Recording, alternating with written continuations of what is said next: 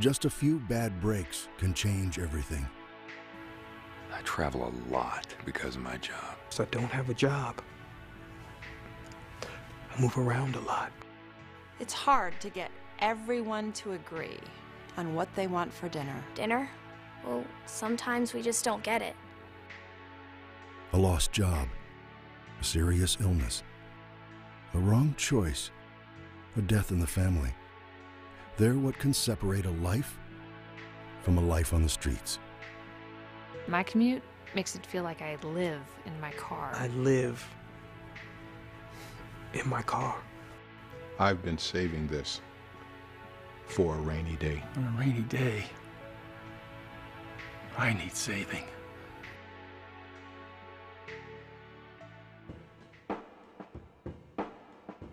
I've been on the streets for the past 4 years,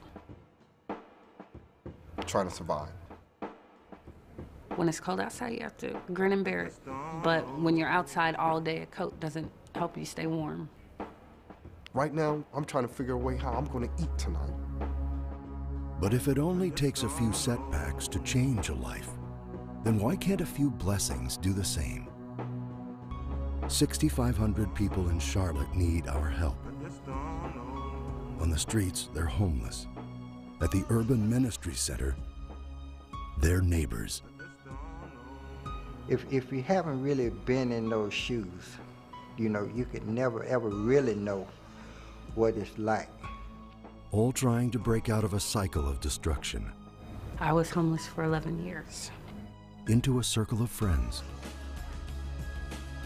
Our neighbors are not problems to be solved, they're people to be loved. Nobody wants to face the day alone every day. But you know, even if you just have one person, just have one person, it's well worth it. It's well worth it. You know, Charlotte's economy has been very hard hit, and there's this feeling or sense that, you know, woe is me, don't I have all these problems? And to come here and see cheerful faces and thankful people who have problems unimaginable to me, it really brings life into perspective. We don't need you to care about homelessness, we need you to care about homeless people. The Urban Ministry Center has a lot of services that are very necessary to homeless people. There's showers, they do laundry, they feed you. It's a great place to network and find out where to go look for a job. Knowing that you can come here and actually see people that has a positive attitude, that can look you directly in the eye and say, well, it's going to be okay. We very much believe that relationships are what change lives. Our soup has never changed anybody's life, but how we serve the soup can make all the difference in the world. In day-to-day life, you walk by people and they see you coming, they put their head down, or they may even cross the street, or they're definitely not going to speak to you and say, hey. But like I said, when you come here, there's a friendliness, there's a warmth to it. If this place wasn't here, I know for sure I would be dead or in jail. I know that. I know that. Through programs like gardening or soccer or art, that there are people who will engage in those programs where they would not sign up to see a counselor in a formal kind of counseling setting. But while they're out there pulling weeds or watering the garden or whatever, they start talking with the person next to them, and then this trust begins to be formed. To give them small victories, to give them ways they can excel, I think is phenomenal in building their self-esteem. You feel like, okay, this is another day, another opportunity for me to get something done, to take yourself out of this situation.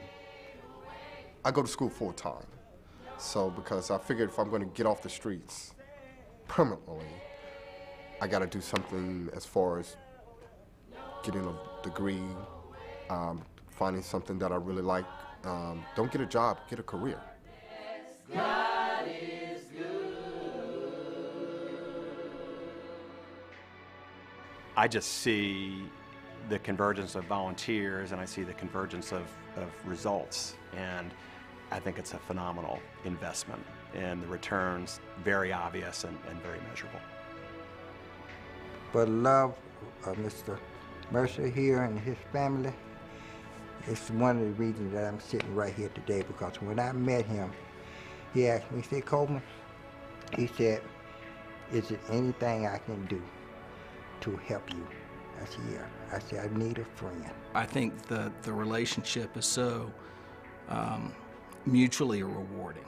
But I would say, I would argue with Coleman as to who's gotten more out of this relationship, him or me. I'd say I have, because of what I learned from Coleman all the time. But maybe we'll just argue about that the rest of our days. The most important thing is we move from an attitude of, I'm going to help somebody, to I identify with this person on some deep down human level. That this person is more like me than they are different from me.